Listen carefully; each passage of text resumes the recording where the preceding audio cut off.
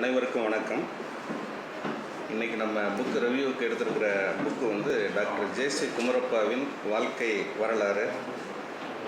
இதை எழுதியவர் வந்து விநாயகம்ன்ட்டு அவருடைய உதவியாளராக இருந்தவர். ஏறத்தாழ 23 ஆண்டுகள் அவரோடு இருந்து பணியாற்றியவர். அதோடு மட்டுமல்லாமல் அவருடைய இறுதி சடங்குகளை கூட அவர்தான் நடத்தியிருக்கிறார்.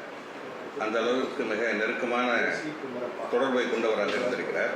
இரண்டாவதாக, இந்த நூலிலே சொல்லப்பட்டிருக்கிற விஷயங்கள் அத்தனையுமே ஒரு மிகைப்படுத்தல் இல்லை என்றுதான் சொல்ல வேண்டும். காரணம் என்னவென்றால், இந்த நூலை அவருடைய இளைய சகோதரர் பரதன் குமரப்பா அவர்களிடத்திலே காண்பித்திருக்கிறார். இவையெல்லாம் சரிதானா என்பதை உறுதி செய்வதற்காக. அதற்கடுத்து ஜே.சி. குமரப்பா அவர்களிடத்திலேயே கூட காமிச்சிருக்கிறாங்க. ஸோ அவங்கெல்லாம் பார்த்து இதெல்லாம் சரின்னு உறுதி செய்ததுக்கு பின்னாடி தான் இது புக் ஃபார்மில் நமக்கு வந்திருக்கு. அதனால் வந்து இதில் சொல்லப்பட்டிருக்கிற விஷயங்கள் அத்தனையுமே வந்து எதுலையுமே ஒரு மிகைப்படுத்தல் இல்லை அப்படிங்கிறத நம்ம ஒரு உறுதியாகவே சொல்லலாம். குமரப்பா அவர்களை பற்றி வந்து நமக்கு இந்த காந்தியன் சர்க்கிளில் இருக்கிறவங்களுக்கு மட்டும்தான் அநேகமாக தெரியுது. அந்த சர்க்கிளை தாண்டி வெளியே போனாக்கா குமரப்பா யாருன்னு தான் கேட்குறாங்க. இன்றைக்கி எத்தனையோ யூனிவர்சிட்டிஸில் எக்கனாமிக்ஸ்னு சப்ஜெக்ட் இருக்குது. ஆனால் அந்த காந்தியன் எக்கனாமி அப்படிங்கிறத பற்றி ஜே.சி. குமரப்பாவோட கான்செப்ட் தெரியுமான்னு கேட்டால் யாருக்குமே தெரியலை. அந்த அளவுக்கு வந்து ரொம்ப இக்னரண்ட்டாக இருக்கிறாங்க. ஜே.சி. குமரப்பாவை பற்றி ஒன்றுமே தெரியாத அளவில் ஒரு அறியாமையில் இருந்துட்டு இருக்கிறாங்க. அதனால் வந்து அவரை பற்றியெல்லாம் நம்ம இன்னும் தெரிஞ்சுக்க வேண்டிய விஷயங்கள் நிறையா இருக்குது. அந்த விதத்தில் இந்த புக்கை நம்ம பார்க்கலாம். ஜே.சி. குமரப்பா அவங்க வந்து 4/1/1892 பிறந்தார். அவருடைய தந்தை வந்து சாலமன் துரைசாமி. அவர் பப்ளிக் ஒர்க்ஸ் டிபார்ட்மெண்ட்டில் வேலை பார்த்துருக்கிறாரு. அடிக்கடி டிரான்ஸ்ஃபரெல்லாம் ஆகிட்டே இருந்திருக்கிறாரு. அப்படி டிரான்ஸ்ஃபர் ஆகிறப்ப தஞ்சாவூரில் தான் அவர் பிறந்திருக்கிறார். அம்மா பேர் வந்து எஸ்தர் ராஜநாயகம்னு பேர். இவர் வந்து 9வது குழந்தையாக இருந்திருக்கிறார். அதனால் ரொம்ப செல்லமாக அவருக்கு செல்லத்துறை அப்படின்னு தான் பேர் வச்சுருக்கிறாங்க. அவருடைய அப்பா வந்து ரொம்ப மிக டிசிப்ளினரியனாக இருந்திருக்கிறார். ஆனால் அந்த புக்கை படிக்கிறப்ப பார்த்தீங்கன்னாக்க அவங்க ஃபாதருடைய இம்பேக்டை விட அம்மாவோட இம்பேக்ட் வந்து ரொம்ப அதிகமாகவே இருந்திருக்கிறது. சின்ன வயசில் வந்து அவருக்கு வந்து கோழி வளர்த்தல்ங்கிறதுலாம் ரொம்ப ஆர்வமாக இருந்திருக்கிறாரு. அப்போ வந்து என்ன பண்ணுவாங்க அப்படின்னா, முட்டைகளை கொண்டு சந்தையில் போய் விற்க வேண்டியது. மாத கடைசியில் அதில் எவ்வளவு வரவு செலவு கணக்கெல்லாம் போட்டு அந்த முட்டை விற்றதில் எவ்வளவு நமக்கு ப்ராஃபிட் வந்ததுங்கிறதெல்லாம் ஒரு கணக்கு போட்டு மந்த் எண்டில் கொடுப்பாரு. அதில் அந்த கிடைச்ச லாபத்தொகையை மட்டும் செப்பரேட் பண்ணி தனியாக வச்சுக்கிட்டு அது வந்து ஒரு நல்ல செயல்பாடுகளுக்கு அதை பயன்படுத்தி கொடுத்துருக்குறாங்க அவங்க அம்மா. ஸோ இந்த இள வயசுலேயே வந்து அந்த தொண்டு உணர்வுங்கிறது அவங்க அம்மாவால் ஊட்டப்பட்டிருக்கு. அந்த மாதிரி சேமிக்கப்பட்ட அந்த லாபத்தொகையை வந்து ஒரு ஏழை பையனுடைய மருத்துவ உதவிக்கோ கல்வி படிப்புக்கோ இது மாதிரியெல்லாம் பயன்பட்டிருக்கு. அடுத்து இன்னொரு நிகழ்ச்சி ஒன்று சொல்கிறார். என்னன்னாக்கா, அவருக்கு வயசு 25 இருக்கிறப்ப அம்மாவை பார்க்குறதுக்கு சம்மர் வெக்கேஷனில் இங்கே ஊருக்கு வர்றாரு. வரப்போ அம்மா வந்து ஒரு சர்ச்சுக்கு போகிறாங்க. அந்த சர்ச்சில் காலையில் வந்து ஒரு பிரசங்கம் நடக்குது. அந்த பிரசங்கத்தில் வந்து சைனாவில் வந்து இப்படி ஒரு பெரிய பசி பட்டினியால் மக்கள் மாண்டுக்கிட்டு இருக்கிறாங்க அப்படிங்கிறத பற்றி ரொம்ப உருக்கமாக அந்த பாதிரியார் வந்து பிரசங்கம் செய்கிறார். இது வந்து ஒரு மிகப்பெரிய தாக்கத்தை இவர்கள் மனசில் ஏற்படுத்துச்சு. அதனால் அவங்களுக்கு ஏதாச்சும் நம்ம ஒன்று செய்யணும் அப்படின்ட்டு இவங்க மனசில் ஒரு தோணியிருக்கு. வீட்டில் வந்து நேரடியாக இந்த மாதிரி நான் பிரசங்கம் கேட்டேன், இதெல்லாம் நீங்கள் இந்த மாதிரிலாம் இருக்கணும், அப்படியெல்லாம் உதவி செய்யணும் அப்படிங்கிறதெல்லாம் வெளிப்படையாகவே சொல்லாமல் அவங்க என்ன பண்ணியிருக்கிறாங்க அப்படின்னாக்கா, மத்தியானம் வந்த உடனே ரொம்ப தடபுடலான ஒரு விருந்தெல்லாம் ஏற்பாடு பண்ணியிருக்கிறாங்க வீட்டில் குடும்ப உறுப்பினர்கள் தான். என்றைக்கும் இல்லாமல் ஒரு எக்ஸ்ட்ராடினரியாக பண்ணியிருக்கிறாங்க. அதே மாதிரி ஈவினிங் வந்து ரொம்ப டீ காஃபி ஸ்நாக்ஸ்லாம் குடிச்சிட்டு ரொம்ப ரிலாக்ஸ்டாக இருக்கிற மூடில் வந்து இந்த பசியால் பட்டினியால் சைனாவில் இந்த நேரத்தில் எத்தனை பேர் இறந்துக்கிட்டு இருக்கிறாங்க அப்படிங்கிற செய்தியெல்லாம் எடுத்து சொல்லி, அதனால் நம்ம இவ்வளவு தூரம் வயிறு முட்டை சாப்பிட்டுட்டு உட்காந்துக்கிட்டு இருக்கோம், பட் இதே நேரத்தில் அங்கே வந்து பசியால் மக்கள் துடிச்சு இறந்துக்கிட்டு இருக்கிறாங்கங்கிறத செய்தியை சொல்லி அவங்க ஒரு பட்டியலே ரெடி பண்ணிட்டாங்க. ஒவ்வொருத்தரும் இவ்வளோ கான்ட்ரிபியூட் பண்ணணும்னு சொல்லிட்டு முதல்ல குமரப்பாட்ட 50 ரூபா வாங்கிட்டாங்க. ஸோ இது மாதிரி வந்து அவங்கள்ட்ட ஒரு சிறு வயசுலேயே வந்து ஒரு மனித நேயங்கிறது, அதாவது சைனாவில் எத்தனையோ 1000 கிலோமீட்டர் தள்ளி நடக்குது. இருந்தாலும் அது வந்து எவ்வளோ பெரிய தாக்கத்தை வந்து இங்கே ஏற்படுத்தியிருக்குங்கிறத பார்க்குறப்ப வந்து இதில் ரொம்ப எல்லை தாண்டிய ஒரு மனித நேயம் தான் நமக்கு தெரிய வருது. அடுத்து வந்து இவர் வந்து ரொம்ப படிக்கிறாரு. படித்து முடிச்சுட்டு லண்டனில் போய் சார்ட்டர்ட் அக்கௌண்டன்ட்லாம் படிக்கிறாரு. படிச்சுட்டு அங்கே ஒரு வெஸ்டர்ன் ஸ்டைல் ஆஃப் லைஃப்பை தான் ரிலேட் பண்ணிகிட்டு இருக்கிறார். அங்கே போனாக்க என்ன ஆயிடுது அப்படின்னாக்க அந்த நல்ல ஒரு எஃப்எஸ் ஏஏன்னு ஒரு பெரிய சார்ட்டர்ட் அக்கௌண்டன்ட் கோர்ஸ் அது நல்லபடியாக முடிச்சுட்டு அங்கேயே ஒரு கம்பெனியில் ஜாயின் பண்ணுற பார்ட்னராகவே ஜாயின் பண்ணிடுறாரு. ஜாயின் பண்ணதுக்கு பின்னாடி இப்போ அவங்க அம்மாவுக்கு ஒரு பயம் வந்துடுது. பையன் எங்கே நம்ம தாய்நாட்டு பக்கம் வரமாட்டானோ என்னமோ அப்படின்னு சொல்லிட்டு அந்த கம்பெனிக்கே எழுதுறாரு. அந்த அம்மா எழுதுறாங்க, என் பையனை திருப்பி அனுப்பிச்சிருங்க அப்படின்ட்டு. அதனால் 1919 பழையபடி இந்தியாவுக்கு வர்றாரு. இந்தியாவில் வந்து பாம்பேயில் ஒரு ஆடிட்டர் கம்பெனியில் போய் ஜாயின் பண்ணுறாரு. ஜாயின் பண்ணிக்கிட்டு அப்புறம் கடைசியில் 1924 தனியாகவே ஒரு கம்பெனியெல்லாம் நடத்திக்கிட்டு இருக்கிறார். அப்போ முதற்கொண்டு பார்த்தீங்கன்னாக்க ஒரு வெஸ்டர்ன் டைப்பில் தான் அவருடைய வாழ்க்கை முறைகள் எல்லாமே. He was a loyalist to பிரிட்டிஷ்ங்கிற மாதிரி தான் அவருடைய வாழ்க்கை முறை அப்போ எல்லாம் அமைஞ்சது. அப்படி பண்ணிக்கிட்டு இருக்கிறப்ப என்ன ஆகுதுன்னா, ஒரு தடவை அவருடைய ஜெயம் குமரப்பான்னு அவருடைய எல்டர் பிரதர் அமெரிக்காவில் இருக்கிறாரு.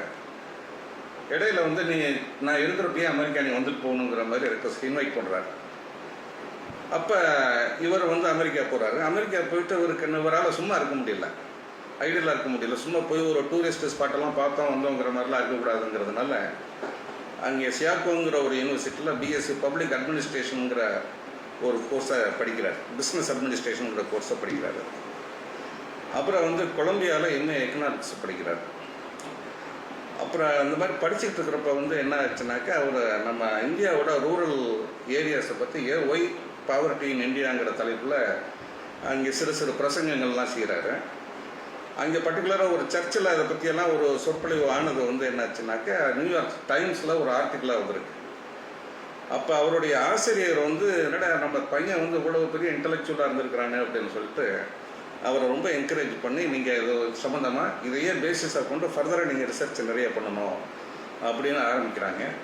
அதில் தான் அவருக்கு ஒரு இன்ஸ்பயர் ஆகி நிறையா ரிசர்ச் எல்லாம் பண்ணுறப்ப நம்ம இந்தியாவில் எவ்வளோலாம் ஒரு எக்ஸ்ப்ளாய்டேஷன் இருக்குது அப்படிங்கிறதெல்லாம் தெரிஞ்சு அப்புறம் தான் அவருக்கு ஒரு இடையில் ஒரு மன மாற்றம்லாம் வருது. வர்றப்ப என்னன்னாக்கா நிறைய அவருடைய இன்னர் டிரான்ஸ்ஃபர்மேஷன் அப்போ தான் நடக்குது. அப்போ வந்து என்னென்னா நிறைய கட்டுரைகள் தான் எழுதிட்டு இருக்கிறார். இந்த மாதிரி இந்தியாவோட பாவர்ட்டி இதை பற்றியெல்லாம் எழுதுகிறாரு. அதை வந்து ஒரு பப்ளிஷர்கிட்ட கொடுத்து ஒரு புக்காக போடணும் அப்படின்னு நினைக்கிறப்ப அவருடைய ஃப்ரெண்டு ஒருத்தர் என்ன சொல்கிறாரு, இதில் வந்து Gandhi is also equally interested இந்த மாதிரி சப்ஜெக்டில் இருக்கிறாரு, அதனால் காந்திகிட்ட போய் நீங்கள் அதை முதல்ல காமிங்க, அதுக்கு பின்னாடி பப்ளிஷரை பற்றி நம்ம பேசலாங்கிறார். சரின்னு சொல்லிட்டு இவர் என்ன பண்ணுறாரு, காந்தியை பார்க்குறதுக்கு அப்போ வந்து காந்தி பாம்பேயில் மணிபவனில் தங்கிட்டு இருக்கிறார். நம்ம சவுத் இந்தியா டூர்லாம் முடிச்சுட்டு அங்கே தங்கிட்டு இருக்கிறாரு. அப்போ வந்து அவரை அதுக்கு முன்னாடி காந்தி அவரை சந்தித்தது கிடையாது. அப்போ இவர் வந்து போகிறார். அங்கே போனாக்க இவர் ரொம்ப ரொம்ப ஒரு western style of life dress அதெல்லாம் மாட்டிட்டு போகிறாரு. போயிட்டு அதை காமிக்கணும்னு போனாக்க இங்கே வந்து உள்ள ஒரு ஒர்க்கிங் கமிட்டி மீட்டிங்கில் காந்தி உள்ளே நடந்துகிட்டு இருக்கு.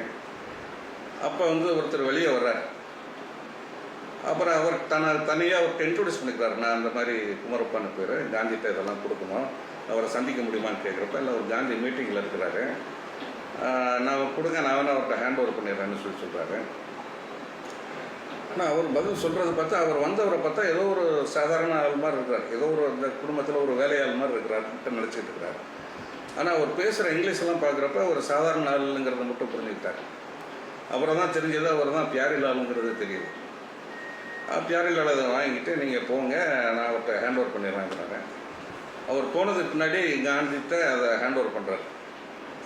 இவர் பாம்பேலேயே இந்த கம்பெனி சொந்தமாகவே தொழில் நடத்திக்கிட்டு இருக்கிறாரு. திரும்பி அலுவலகத்துக்கு வந்துடுறாரு. வந்த உடனே அவர்கிட்ட வந்து ஒரு ஃபோன் கால் வருது, இந்த மாதிரி காந்தி வந்து உங்களை சந்திக்க விரும்புகிறாரு, அதனால் உங்களுக்கு சௌரியப்பட்ட ஒரு நாளில் குஜராத்துக்கு நீங்கள் வரணும், வந்து அகமதாபாத்தில் சபர்மதி ஆசிரமத்தில் அவரை பார்க்குறதுக்கு வரணும் அப்படின்னு சொல்கிறாங்க. உடனே என்ன பண்ணுறாரு, ஒரு குஜராத் போகிறார். ஒரு டைம்லாம் ஃபிக்ஸ் பண்ணிவிட்டு போகிறார். போனாக்க அங்கே வந்து மத்தியானம் 2:30 மணிக்கு அவருக்கு டைம் அலாட் பண்ணுறாங்க. அதனால் காந்தி ரொம்ப பங்க்சுவலாக இருப்பாருங்கிறதுனால முன்னாடியே போயிடுறாரு. போயிட்டு அவருக்குன்னு ஒரு ரூம் எல்லாம் கொடுக்குறாங்க. ரூமில் ஒரு ஒரு எந்த வித ஃபர்னிச்சரும் கிடையாது, ஒரு கண்ணாடி கூட கிடையாது. இவர் என்னடா அது இங்கே போய் தங்க வச்சுருக்கிறாங்களேன்னு நினச்சிக்கிட்டு இருக்கிறாரு. அப்புறம் வெளியே வந்தாக்கா மணி 2 ஆயிடுச்சு. நமக்கு டைம் ரொம்ப ரிஸ்க்காக இருக்குது, எப்படியும் நம்ம கரெக்டாக ஷார்ப்பாக உள்ளே போயிடணும் அப்படின்ட்டு வெளியே நின்றுட்டு இருக்கிறாரு. முன்னாடி ஒரு கிழவர், அதான் நம்ம காந்தி தான், சொல்ல வேண்டியதில்லை, அவர் பேர் பாடியோட ராட்டையெல்லாம் சுற்றிக்கிட்டு இருக்கிறாரு. அவர் காந்திங்கிறது அவருக்கு தெரியலை. அவர் காந்தி யாரோ உள்ளே இருக்கிறாரு பொழுது அவரை போய் நம்ம பார்க்கணும் அப்படின்ட்டு நினச்சிட்டு இருக்கிறாரு. அப்புறம் ஒரு 2:30 மணி ஆன உடனே ஒரு பக்கத்தில் காந்திகிட்ட போகிறாரு. உடனே காந்தி டைம் பார்த்துட்டு நீங்கள் தான் குமரப்பாவான்னு கேட்குறாரு. இவர் கேட்ட உடனே இவர் என்னடா டக்குன்னு இப்படி சொல்கிறாரு, இப்போ இவர் தான் காந்தியாக இருப்பாரோ அப்படின்னு அவருக்கு ஒரு சந்தேகம் இருந்தவுடனே அப்புறம் நீங்கள் தான் காந்தியடிகளான்னு கேட்குறாரு. ஆமாம் அப்படின்ட்டு அப்புறம் போய் 2 பேரும் சந்தித்து இந்த கட்டுரைகளை பற்றி எல்லாம் பேசுகிறாங்க. பேசி அப்புறம் அவர் நிறையா கருத்துக்கள்லாம் சொல்கிறாரு. இப்போ நீங்கள் வந்து இவ்வளோ தூரம் ஒரு வெஸ்டர்ன் இதெல்லாம் கண்ட்ரிஸ்லாம் போய் படிச்சிருக்கிறீங்க, இந்த படித்த இளைஞர்களில் வந்து இந்த மாதிரி ஒரு கிராமப்புற வளர்ச்சியை பற்றியெல்லாம் யாரும் இந்த அளவுக்கு சிந்திச்சதா தெரியலை. ஸோ உங்களுடைய ரைட்டிங்ஸ் எல்லாமே என்னுடைய கருத்துக்களை வந்து பிரதிபலிக்கிற மாதிரி அமைஞ்சிருக்குது. அதனால் நீங்கள் என்ன பண்ணணுன்னாக்கா குஜராத்துக்கு போய் குஜராத்தில் நீங்கள் ஒரு 5-6 கிராமங்களை செலக்ட் பண்ணி சர்வே பண்ணி அங்கே இருக்கிற கிரவுண்ட் ரியாலிட்டி என்ன, மக்களுடைய வாழ்க்கை தரம் எப்படி இருக்குங்கிறத பற்றி நீங்கள் ஒரு அறிக்கை தரணும் அப்படின்னு சொல்லி கேட்குறாரு. இப்போ இதில் அந்த நேரத்தில் என்ன ஆகிடுதுன்னா உட்காரதுக்கு இடம் இல்லைன்னா இன்னொரு இன்சிடென்ட் நடுவில் சொல்ல மறந்துட்டேன். அப்போ இவர் இந்த கோட்டு பேண்ட்டுங்கிட்டலாம் போட்டிருக்கிறதுனால தரையில் உட்கார முடியல அவரால். அப்போ உள்ளே இருந்து ஒருத்தர் சேரெல்லாம் எடுத்துகிட்டு ஓடிடுறாரு. ஆனால் இவர் வேணாட்டார், காந்தியே தரையில் உட்காந்துருக்கிறப்ப வேணாம் அப்படின்னு சொல்லிட்டு ரொம்ப சிரமப்பட்டு உட்காந்துக்கிட்டார். அப்புறம் இந்த கோரிக்கையை சொல்கிறார், நீங்கள் கிராமங்களெல்லாம் சர்வே பண்ணி இந்த மாதிரி ஒரு ரிப்போர்ட் ஒன்று கொடுக்கணும் அப்படின்ட்டு. அந்த மாதிரி ரிப்போர்ட்டை கொடுக்கணும்னு சொல்கிறப்ப இது சம்மந்தமாக நீங்கள் குஜராத் வித்யாபீட்டில் காக்கா கலேல்கரை போய் நீங்கள் பார்க்கணும். அவர் தான் வைஸ் சான்சலராக இருக்கிறாரு. அவருடைய ஃபேக்கல்ட்டி மெம்பர்ஸு அவருடைய ஸ்டூடெண்ட்ஸும் அவங்க ரொம்ப ஹெல்ப் பண்ணுவாங்கங்கிறாரு. அப்புறம் அவர் அறிமுகப்படுத்துகிறப்ப அவர் வேறு யாரும் இல்லை, 10 சேரெல்லாம் உங்களுக்கு கொண்டு வந்தார், அவர் தான் காக்கா கலேல்கர் இருந்தார். அந்த அவருக்கு ரொம்ப எல்லாம் இதெல்லாம் பார்க்குறப்ப ரொம்ப விசித்திரமாக இருக்குது, என்னடா அப்படியெல்லாம் ஆளுங்க இருக்கிறாங்களே அப்படின்ட்டு. சரின்ட்டு அப்புறம் உடனே அங்கே அன்றைக்கி ஈவினிங்கே போய் குஜராத் வித்யாபீட்டுக்கு போகிறாரு. போய் கலேல்கரை சந்திக்கிறாரு. ஆனால் கலேல்கருக்கு வந்து என்னென்னா இவர் மேலே அவரோட ஒரு நல்ல அபிப்பிராயம் இல்லை.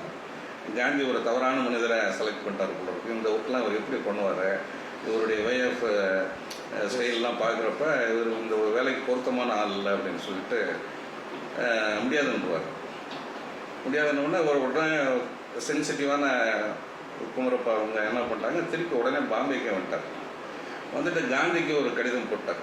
இந்த மாதிரி நான் போனேன், அவர் முடியாதுன்னு சொல்லிட்டாரு அப்படின்னு சொல்லிட்டு. இப்போ இதுக்கு இடையில என்ன நடந்ததுன்னு தெரியல. ஒரு வாரம் கழிச்சு ஒரு காக்கா கலேல்கர்கிட்ட இருந்தே ஒரு கடிதம் வருது, நீங்கள் வந்து காந்தியோட ஒர்க்கை எடுத்து நீங்கள் நடத்தணும் அப்படிங்கிற மாதிரி சொல்லி வருது. ஸோ அதுக்கு பின்னாடியெல்லாம் இங்கே போகிறார். அப்புறம் நிறைய யங் இந்தியா பத்திரிகையில் வந்து நிறையா கட்டுரைகள்லாம் தொடர்ந்து எழுதிட்டு இருக்கிறார். எழுதுகிறப்ப என்ன ஆகுதுன்னா இப்போ இதெல்லாம் வந்து ஒரு புக்காகவே போடணுங்கிற மாதிரி அவருக்கு ஒரு எண்ணம் வருது. அப்புறம் காந்திகிட்ட போய் சந்தித்து அவர்கிட்ட ஒரு இது மாதிரி ஒரு கோரிக்கை விடணும்னு போகிறாரு. போகிறப்ப அவர் என்ன சொல்கிறாருனாக்கா புக் ஃபார்மில் எழுதிட்டு இவரே வந்து அந்த தண்டி யாத்திரை போகிற வழியில் கராடின்னு ஒரு இடத்துல தங்கியிருக்காரு. அந்த இடத்துல தான் குமரப்பா போய் சந்திக்கிறப்ப என்ன பண்ணிட்டாருனாக்கா அவர் நிறைய சத்தியாகிரக போராட்டங்கள்லாம் ஈடுபட்டுக்கிட்டு இருக்கிறார். அதனால் அவருக்கு டைம்லாம் இருக்காதுன்னு சொல்லிட்டு காந்தி எழுதுகிற மாதிரி முகவரியை இவரே எழுதிவிட்டார். எழுதி காந்தி வந்து ஒரு சைன் பண்ணால் மட்டும் போதும் அப்படின்ட்டு சொல்லி எல்லாம் கொடுக்குறாரு. கொடுத்தோன்னே காந்தி சிரிச்சுக்கிட்டே வாங்கி ஒரு ஓரத்தில் போய் வச்சுட்டு அப்புறம் அது சம்மந்தமாக பேசுகிறதுக்கு நான் உங்களை கூப்பிடல, அதை பற்றி நம்ம தனியாக பேசலாம்.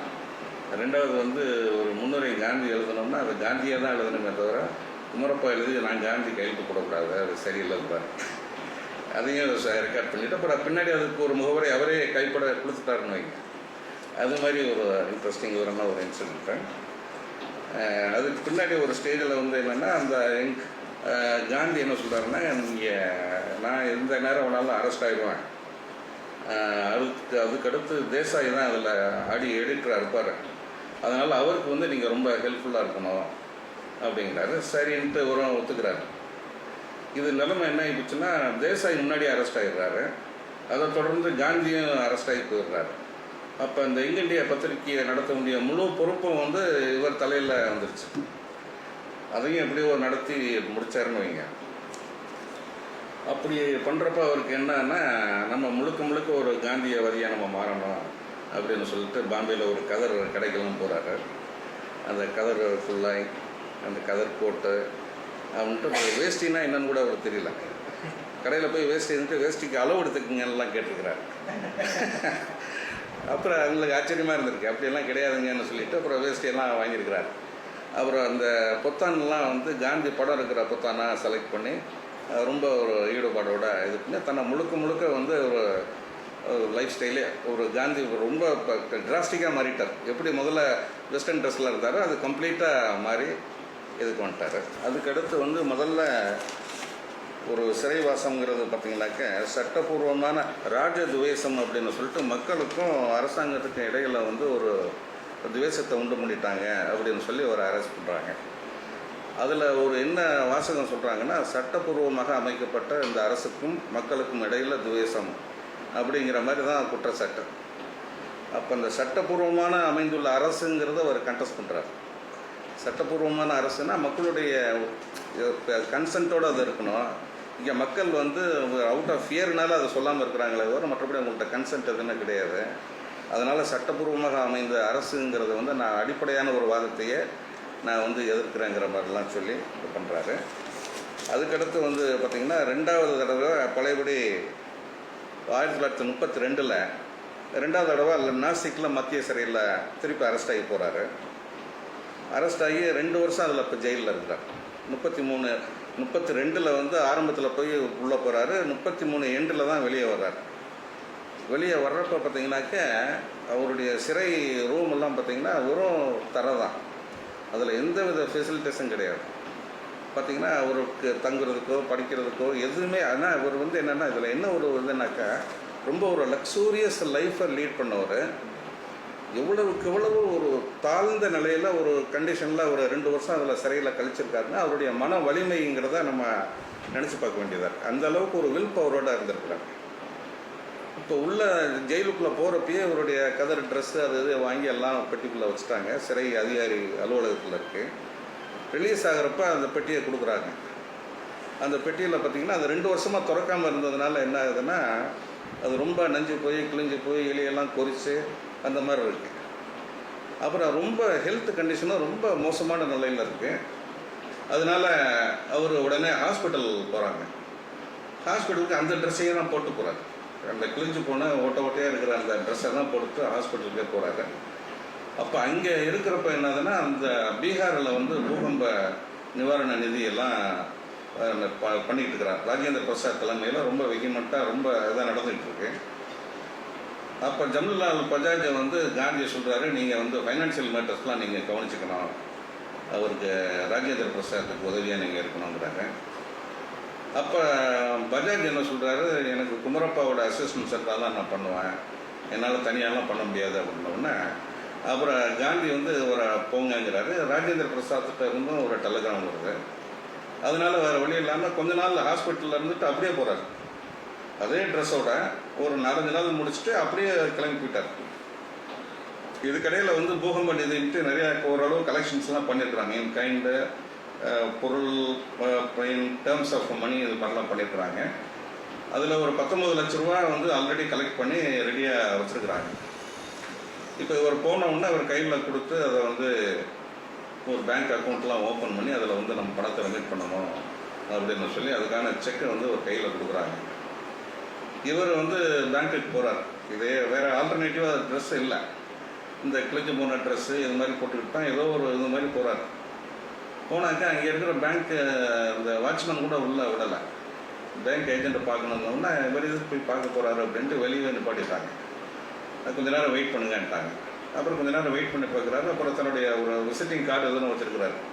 அதில் இந்த பிஎஸ்சி இப்போ இந்த எஃப்எஸ்சிஏ டிகிரி எல்லாம் இருந்திருக்கு. அப்புறம் இந்த விசிட்டிங் கார்டை கொடுத்து அவர்கிட்ட ஏஜென்ட்டை கொடுத்துருங்கன்ட்டுருக்கிறார்.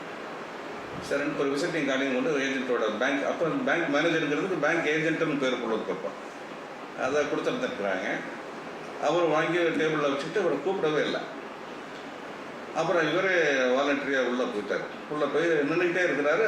அப்போ கூட இவரை வந்து பார்க்காம அவர் பாட்டுக்கு ஃபைல்ஸு இந்த லெட்ஜர் இதெல்லாம் பார்த்துக்கிட்டே இருக்கிறார். தனக்கு முன்னாடி ஒரு ஆள் நிற்கிறாருங்கிறத விட கவனிக்கலாம். அதாவது ஒரு இம்பார்ட்டன்ஸே கொடுக்கல, வேறு யாரோ நின்றுக்கிட்டு இருக்கிறாங்க. அப்புறம் வந்து நான் விசிட்டிங் கார்டை நான் கொடுத்தனே பார்த்தீங்களா அப்படின்னு கேட்குறாரு. அப்போ தான் அந்த ஏஜென்ட் பார்க்குறாரு, கார்டை பார்க்குறாரு. கார்டை பார்த்தோன்னே அவருக்கு பயங்கர ஷாக் ஆகிடுச்சு. என்னடா ஃபாரின்லாம் படித்தவர் நிற்கிறாரு அப்படின்னு சொல்லிட்டு அப்புறம் எந்திரிச்சு சீட்டெல்லாம் கொடுத்து உட்கார வைக்கிறாரு. அப்புறம் என்ன பர்பஸ் என்னன்னு கேட்டோம்னா, அந்த 19 லட்சம் டெபாசிட் பண்ண வந்தோன்னே இன்னும் கட்டி வாஸ் டபுள்லி ஹாப்பி. ஏன்னா அந்த ஒரு சின்ன பிரான்ச்சில் வந்து 19 லட்சம் அந்த காலத்தில் வந்து ஒரு டெபாசிட் பண்ணுறதுங்கிறது வந்து சாதாரண விஷயம் கிடையாது.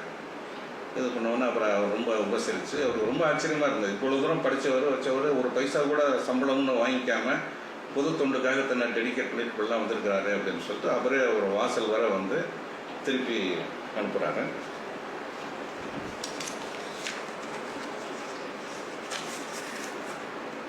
இப்போ இந்த மாதிரி நடக்கிறப்ப என்ன ஆயிடுதுனாக்க, நிவாரண நிதியில் ஒரு ரொம்ப சில கட்டுப்பாடுகள்லாம் கொண்டு வர்றாரு.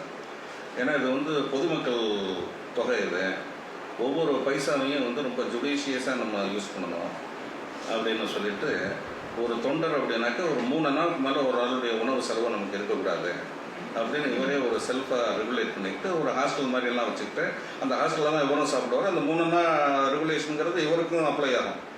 அது மாதிரி தனியாக அதுக்கு உட்படுத்திக்கிட்டு எல்லாத்துட்டையும் பண்ணுறாரு. அந்த நேரத்தில் காந்தி வந்து ஒரு குரூப்பாக அந்த பூகம்ப நிவாரண நிதியெல்லாம் நம்ம எப்படி நடக்குது அப்படிங்கிறத ரிவ்யூ பண்ணுறதுக்காக ஒரு குரூப்பாக வந்துட்டாங்க. வந்தாக்க அவங்களுக்கெல்லாம் வந்து பார்த்திங்கன்னா இந்த திராட்சை பழம், பேரிச்சம்பழம், பால் இந்த மாதிரிலாம் கொடுக்க வேண்டிய ஒரு நிலைமை வருது. அப்புறம் பெட்ரோல் செலவு இதெல்லாம் பார்த்த உடனே ஒரு மகாதேவதேச கூப்பிட்டு இதெல்லாம் என்னால் முடியாதுன்ட்டார். நீங்கள் காந்திகிட்ட சொல்லிடுங்க, நான் 3 நாள் நான் வந்து பண்ணி வச்சுருக்கிறேன், இதெல்லாம் கொடுத்தாக்க அல்டிமேட்டாக வந்துட்டு ஒரு 1 லேக் வரை எனக்கு டெபிசிட் ஆகி போகிறோம். அது ரெண்டாவது இது பொதுமக்கள் பணம். இது நம்ம அந்த வண்டி இதுக்கு நிவாரண நிதிக்குன்னு கொடுத்துருக்குற அந்த வண்டியை வந்து நம்ம அந்த பர்பஸுக்கு தான் யூட்டிலைஸ் பண்ணணுமே தவிர இந்த மாதிரி பெட்ரோல் போடுறதுக்கு அதுக்கு இதுக்கெல்லாம் யூஸ் பண்ணக்கூடாது, அதனால் இது முடியாது அப்படின்னு சொன்னோம்னா அவர் தேசாய்க்கு ரொம்ப ஒரு எம்பாரசிங் சுச்சுவேஷன் இருக்குது. அப்புறம் வந்து காந்திகிட்ட போய் சொல்கிறாங்க. அப்புறம் காந்தி கூப்பிட்டு கேட்குறாரு, நாங்கள் வந்து இதுக்குன்னு தானே வந்திருக்கிறோம், இந்த பர்பஸ் வேறு எந்த பர்பஸையும் மிங்கிள் பண்ணி நாங்கள் வரல, எக்ஸ்க்ளூசிவ்லி ஃபார் திஸ் பர்பஸ் தான் நான் வந்திருக்கிறேன். அப்படி இருக்கிறப்ப இந்த நிவாரண கணக்கிலேருந்து எங்களுடைய இந்த செலவுகளை மீட் பண்ணுறதுல என்ன உங்களுக்கு சிரமம் அப்படின்னு கேட்குறப்ப இதெல்லாம் எக்ஸ்பிளைன் பண்ண உடனே காந்தி வாஸ் டோட்டலி கன்வின்ஸ்டு. அதனால் இவங்கள்ட்ட ஒரு காலனா கூட நம்ம வாங்கக்கூடாதுன்றார். வாங்காமல் விட்டுட்டாங்க ஒரு மாதிரி கிட்ட. அடுத்து வந்து இன்னொரு இது பார்த்திங்கன்னா, திடீர்னு ஒரு நாள் என்ன பண்ணிட்டாரு, ஒரு கேஷ் எல்லாம் சர்ப்ரைஸை செக் பண்ண போகிறேன்ட்டு நைட்டு போயிட்டு செக் பண்ணிடுவார். பண்ணால் ஒரு 10,000 ரூபா ஷார்ட்டாக இருக்குது. இந்த 10,000 ரூபா என்னென்னா ஒரு அட்வான்ஸ் மாதிரி ஒருத்தர் கொடுத்துருக்குறாங்க. அதில் கையெழுத்தோ ரிசிப்ட் ஒன்றும் இல்லை, அவ்வளோதான். இது நார்மலாக எல்லாத்துலேயும் சகஜமாக நடக்கிறது தான். இதை வந்து ரொம்ப சீரியஸாக ஒரு குமரப்பா எடுத்துக்கிட்டார். எடுத்துகிட்டு அவர் எடுத்தவர் என்ன போய் கூப்பிட்டு விசாரித்தாக்க அவர் அந்த ஊரில் ஒரு பெரிய தனவந்தர், ரொம்ப ரெப்யூட்டடான ஒரு செல்வாக்கானால ராஜேந்திர பிரசாத்துக்கு ரொம்ப க்ளோஸாக பழக்கமான ஒரு நண்பர் வேறு. இது பண்ணோடனே இந்த மாதிரி குறையுது, அந்த மாதிரி அவர்கிட்ட தான் வாங்கி போயிருக்காரு அப்படின்னோடனே உடனே அவரை நீங்கள் வர சொல்லணுங்கிறார். ராஜேந்திர பிரசாத்தை சொல்கிறாரு, வர சொல்லி உடனே பணத்தை கட்ட சொல்லுங்கள். ரெண்டாவது இந்த கமிட்டியிலேருந்து அவரை முதல்ல ரிமூவ் பண்ணணும் அப்படிங்கிறார். இப்போ ராஜேந்திர பிரசாத்துக்கு என்ன பண்ணுறதுன்னே ஒன்றும் புரியல. ஏன்னா அவருக்கு ரொம்ப க்ளோஸ் ஃப்ரெண்டு, ரொம்ப ஒரு செல்வாக்கான ஆள், இப்படி சொல்கிறாரு அப்படின்னு சொல்லிட்டு அப்புறம் காந்திக்கு ரெஃபர் பண்ணுறாரு. இந்த மாதிரி சொல்கிறாங்க, என்ன பண்ணுறது. குமரப்பா என்ன சொல்கிறாரோ அதை செய்யணுட்டாரு. அப்புறம் என்ன ஆயிடுதுன்னா, இதுக்கிடையில் ஒரு ராஜேந்திர பிரசாத்துக்கு ஃபோன் பண்ணி அவரே வந்துட்டு அந்த 10,000 ரூபாயை அவரே ரெமிட் பண்ணிவிட்டு அவரே வாலண்டரியாகவே ரிசைன் பண்ணிட்டு போயிடுவார். அது எப்படின்னாக்க, ஒரு எந்த அளவுக்கு வந்து ஒரு கணக்கு வழக்குகளில் பப்ளிக் லைஃப்பில் வந்து ஒரு ஆள் இருக்கணுங்கிறதுக்கு ஒரு உதாரணமாக இருக்குது. ஒரு தடவை வந்து இந்த சுதேசிங்கிறத பற்றி ஏதோ ஒரு டிஸ்கஷனில், அதாவது ஒரு என்ன இந்த பொலிட்டிக்கல் சுதேசி அண்ட் மாரல் சுதேசின்ட்டு ஒரு 2 வகையெல்லாம் டிஸ்கஷன் நடந்திருக்கும். இந்த பொலிட்டிக்கல் சுதேசி அப்படின்னாக்கா, நம்ம இந்தியா இண்டிபெண்டன்ஸ் ஆனதுக்கு முன்னாடி இந்தியாவில் உற்பத்தி ஆகிற அத்தனையுமே வந்து சுதேசி தான்ங்கிற மாதிரி ஒரு காங்கிரஸில் சொல்கிறாங்க. ஆனால் அதில் வந்து அப்படியெல்லாம் அப்படி பார்த்தாலும் வந்து அது ஒரு நம்ம ஏழை மக்களுக்கு இந்த கிராஃப்ட் வில்லேஜ் இண்டஸ்ட்ரீஸில் இருக்கிறவங்களுக்கு பாதிக்கத்தான் செய்யும் அது. அதனால் நமக்கு தார்மீக மாரல் சுதேசின்னு தான் அதை நம்ம ஸ்ட்ரெஸ் பண்ணணும் அப்படிங்கிற மாதிரி ஒரு காந்தியெல்லாம் சொல்கிறாரு. அது சம்மந்தமாக வந்து என்ன கமிட்டியில் என்ன சொல்லிட்டாங்கனாக்கா, குமரப்பாவோட கருத்தை கேட்டுட்டு நம்ம முடிவு பண்ணலாங்கிற மாதிரி ஒரு டிசிஷன் எடுத்துட்டாங்க. அதனால் இது சம்மந்தமாக வந்து பீகாருக்கு பாட்னாவுக்கு வர்றாரு. காந்தி வந்து முன்னாடியே டெலிகிராம் கொடுத்துட்டாரு, நான் வந்து அவரை குமரப்பாவை பார்க்கணும், அதனால் அவர்கிட்ட நீங்கள் சொல்லிடுங்க அப்படின்ட்டு. அப்புறம் வந்து சேர்ந்து நைட்டு 10 மணிக்கு வந்து சேர்ந்துட்டார். அதனால் நான் வந்துட்டேங்கிறத குமரப்பாட்ட சொல்லிடுங்கன்ட்டார். குமரப்பாட்ட சொன்னோம்னாக்க அவருக்கும் தெரியும் காந்தி வராருங்கிறது, ஏன்னா முன்னாடியே டெலிகிராம்லாம் வந்துருச்சு. ஆனால் அந்த ஏதோ சில அணாக்கள் மட்டும் கணக்கு டேலி ஆகலாம். இவருக்கு என்னென்னா அடுத்த நாள் இந்த கமிட்டியில் இந்த நிவாரண கமிட்டி மீட்டிங்கில் அந்த அக்கௌண்ட்ஸ்லாம் ப்ளேஸ் பண்ணி ஆகணும். இப்போ சில அணாக்கள் தான் டிஃப்ரென்ஸ்னால் ஏதோ ஒரு சஸ்பென்ஸ் அக்கௌண்ட் அது இதுன்னு போட்டு கணக்கை க்ளோஸ் பண்ணி கூட அடுத்த நாளில் நார்மலாக எல்லாத்தையும் செஞ்சுருவாங்க. But it was not satisfied. ஒரு பைசாவாக இருந்தாலும் கூட அதை கம்ப்ளீட்டாக பைசா துல்லியமாக நம்ம ரெக்கன்சில் பண்ணணுங்கிறதுனால அவர் போய் ரூமை லாக் பண்ணிவிட்டு உள்ளே அதை முடிச்சுட்டு தான் வெளியே வருவான்ட்டு போயிட்டார். இப்போ காந்திகிட்டேருந்து தகவல் வருது, காந்தி வந்திருக்காருன்ட்டு. இப்போ இவங்க என்னென்னா, ஒரு குமரப்பாவை போய் நாங்கள் டிஸ்டர்ப் பண்ண முடியாதுங்க, ஒரு கணக்கு டேலி ஆகலை, நாளைக்கு கணக்கில் மீட்டிங்கில் ப்ளேஸ் பண்ணி ஆகணும் அப்படின்னு சொல்கிறாங்க. அப்புறம் காந்தி அந்த சிச்சுவேஷனை ஓரளவு புரிஞ்சுக்கிட்டார். சரி, காலையில் நைட்டு வெயிட் பண்ணிவிட்டு இப்போ காலையில் பார்க்கலாம் அப்படின்ட்டு காலையில் வந்து குமரப்பா வெளியே வந்து பல் தேய்க்கிறதுக்காக வெளியே வராங்க. அந்த நேரத்தில் காந்தி வந்து குமரப்பாவை பார்த்து, உங்களை சந்தித்து பேசணுமே, உங்களுக்கு ஏற்கனவே நான் டெலிகிராம்லாம் கொடுத்துருக்குறேன்னே அப்படின்னாரு. கொடுத்ததெல்லாம் வாஸ்தவம் தான், பட் எனக்கு வந்து இன்றைக்கி கமிட்டி மீட்டிங் இருக்குது, இந்த கணக்கெலாம் இன்றைக்கி டேலி ஆகலை, அதை நைட்டு இப்போ தான் நான் ரெக்கன்சில் பண்ணியிருக்கிறேன், இந்த மீட்டிங் போய்ட்டு இதெல்லாம் நாங்கள் ரெடி பண்ணிக்கிட்டு இருக்கிறோம், அதனால் நீங்கள் பேச வேண்டியதுன்னா நாளைக்கு பேசிக்கலாமேங்கிறாரு. அவர் காந்தி என்ன சொல்கிறாரு, நான் இன்றைக்கி நைட்டு நான் ஊருக்கு திரும்பி ரிட்டர்ன் ஆகணும் அப்படின்னா, சரி அப்போ நீங்கள் ரிட்டர்ன் ஆகுதுன்னா போயிட்டு வாங்கங்கிறார். எனக்கு இதுதான் ரொம்ப முக்கியம், அதனால் நீங்கள் போயிட்டு வாங்க அப்படிங்கிற மாதிரி சொல்லிட்டார். அப்புறம் காந்தி சரின்ட்டு போயிட்டு அப்புறம் வாரதாக்கு தனியாக கூப்பிட்டு அதை பற்றி பேசி எல்லாம் முடிவோட எடுத்துக்கிறாங்க. அது எந்த அளவுக்கு ஒரு எடுத்துக்கிட்ட ஒர்க்கில் வந்து அது காந்தியாக இருந்தாலும் கூட காந்தியோட டிசைபிள்ஸுக்கும் குமரப்பாவுக்கும் இருக்கிற ஒரு டிஃபரன்ஸ் என்னென்னா, இவர் கண்டிப்பாக இருந்த மாதிரி அவர் யாரும் இருந்ததில்லை. அவ்வளவு லிபர்ட்டி எடுத்துக்கிட்டார், அவ்வளோ கண்டிப்பாக இருந்துக்கிட்டார். காந்தியும் அந்த அளவுக்கு அவரை புரிஞ்சுக்கிட்டார். அதுதான் ஒரு பெரிய. அதே மாதிரி பார்த்திங்கனாக்க 1960 வந்து ஜிஹெச்சில் வந்து அட்மிட் ஆகிறார், உடம்பு சரியில்லை அப்படின்ட்டு. இது வந்து பார்த்திங்கன்னா அந்த ஜேசி குமரப்பா காந்தி எக்கனாமிஸ்ட்னு ஜேசி குமரப்பா மெமோரியல் பப்ளிக் ட்ரஸ்ட்டில் இருந்து போட்ட ஒரு புக்கு. அது இதில் சொல்லப்பட்டிருக்கிற ஒரு இன்ஃபர்மேஷன் ரொம்ப இன்ட்ரெஸ்டிங்காக இருக்குது. ஏன்னா அப்போ வந்து பிரைம் மினிஸ்டர் ஜவஹர்லால் நேருவே வந்து அவரை பார்க்குறதுக்காக வர்றார், ஜிஹெச்சுக்கு வர்றார். வந்து இதுக்குன்னே எக்ஸ்க்ளூசிவாக குமரப்பாவை பார்க்குறதுக்குன்னே வர்றாரு. வந்து ஒரு மணி நேரம் பேசுகிறப்ப இந்த நாட்டோட எக்கனாமிக் டெவலப்மெண்ட்டெல்லாம் எப்படியெல்லாம் கொண்டு போகலாங்கிறத பற்றியெல்லாம் டிஸ்கஸ் பண்ணுறப்ப அவர் சொல்கிற பாயிண்ட்ஸ்லாம் ஒரு ஜாட் டவுன் பண்ணிக்கிட்டே வர்றாரு, ஸ்கிரிப்ளிங் பேடில் ஒரு பேப்பரில் பிடிச்சிக்கிட்டே வர்றாரு நேரம். கடைசியாக முடித்த உடனே அந்த பேப்பர்ஸ்லாம் என்கிட்ட கொடுங்கன்னு ஒரு குமரப்பா கேட்குறாரு. இந்த பேப்பர்ஸ்லாம் கொடுக்குறாங்க. அவர் நேரு கொடுத்த உடனே வாங்கி சுக்குநூறாக கிழிச்சு டஸ்ட்பினில் போட்டுறாரு. போட்ட உடனே அவருக்கு ரொம்ப பயங்கரமான ஷாக்கு. ஏன்னா அது இவ்வளோ தூரம் நம்ம கஷ்டப்பட்டு நோட் பண்ணியிருக்கிறோம், கடைசியில் இந்த மாதிரி பண்ணிட்டாரே அப்படின்ட்டு. அப்புறம் குமரப்பா சிரிச்சுக்கிட்டே சொன்னாரான், நீங்கள் டெல்லி போய் இதை என்ன பண்ணுவீங்களோ அதை நான் இங்கேயே பண்ணிட்டேன், டெல்லியில் போனால் இதே கேள்வி தான் நடக்க போகுது, அதை நான் இங்கேயே பண்ணிட்டேன். அதாவது அந்த அளவுக்கு ஒரு போல்டாக மனசில் இருக்கிறத வந்து சப்ரஸ் பண்ணாமல் வெட்டு ஒன்று துண்டு ஒன்றுன்னு யாருக்கும் அதோட கான்சிக்வன்சஸை பற்றியெல்லாம் எதையுமே கேரே பண்ணிக்காமல் பட்டதை அப்படியே சொல்லக்கூடிய ஒரு திறந்த மனதை கொண்டவர் குமரப்பா. இதை பற்றி நிறையா இதில் வந்து பார்த்தீங்கன்னாக்க கோர்ட்டில் ஒரு ஆர்கியூமெண்ட்டெல்லாம் நிறையா இருக்குது, ரொம்ப ஃபஸ்ட் கிளாஸ். இப்போ இதெல்லாம் நம்ம படித்தவங்க சொன்னோமோ அப்படின்னாக்கா இது டைம் டேக் மச் டைம். கோர்ட்டில் இந்த 2 சிறைவாசத்தில் கோர்ட்டு மஜிஸ்ட்ரேட்டு முன்னாடியெல்லாம் ஒரு ஆர்கியூ பண்ணுற கேசஸ். அதே மாதிரி ஒரு கலெக்டர்கிட்ட என்ன பண்ணிட்டாருனாக்க, அவர் பட்டேலுக்கு அட்ரஸ் பண்ணுறாங்க ஒரு லெட்டரில், அதில் வந்து அவர்கள்னு போட்டதை அந்த கலெக்டர் வேணுமுன்னே அதை டெலீட் பண்ணுறாரு. திரு வல்லபாய் பட்டேல் அவர்கள்னு போடுவோம்ல தமிழில், இந்த அவர்கள்னு போடுற அந்த மரியாதையான ஒரு இதை வந்து அவர் டெலீட் பண்ணுறாரு.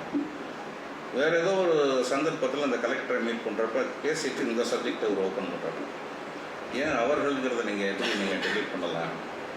ரெண்டாவது ஒரு தேர்ட் பர்சனுக்கு அட்ரஸ் பண்ணுற மாதிரி ஃபேஸ் டு ஃபேஸ் நீங்கள் எழுத வேண்டியதானே? ஏன் ஒரு ஆஃபீஸ் மெமோரண்டம் மாதிரி ஒரு தேர்ட் அமௌனுக்கு எழுதுகிற மாதிரிலாம் எழுதுறீங்களே அப்படின்லாம் சொல்லி அது ஒரு பெரிய ஒரு இன்ட்ரெஸ்டிங் கான்வர்சேஷன் இதெல்லாம் போயிட்டுருக்கேன்.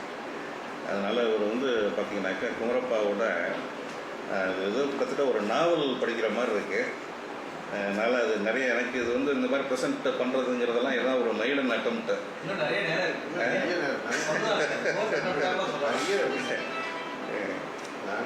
அது மாதிரி அதனால் அந்த ஒரு சப் கமிட்டின்னு ஒன்று ஏதோ ஒரு காரிய கமிட்டியில் இவர் என்ஜி ரங்கா அண்ட் அச்சுத் பட்வர்த்தன்லாம் போட்டிருக்காங்க. அவர் வந்து மீட்டிங் வந்து ஈவினிங் 7 மணிக்கு ஒரு 7 to 9 ஒரு மீட்டிங் வச்சுக்கலான்னு குமரப்பாட்ட சொல்லியிருக்காங்க. குமரப்பா கொஞ்சம் பங்க்சுவலாக இருக்கக்கூடியவர். இவங்க வெளியெல்லாம் போயிட்டு இப்போ நைட்டு 8:30 மணிக்கு தான் வந்திருக்கிறாங்க. 7 மணிக்கு ஆரம்பிக்க வேண்டிய டிஸ்கஷன் மீட்டிங் வந்து 8 மணிக்கு 8:30 தான் ஆரம்பிக்குது. ஆனால் அவங்க இன்னொரு நடிச்சிட்டு இருக்கிறாங்க, இன்னொரு 2 மணி நேரம் நடக்கணுன்ட்டு. சாப்பிட்டு 9 மணி ஆனவுடனே லைட்டெல்லாம் ஆஃப் பண்ணிட்டு போயிட்டாங்க.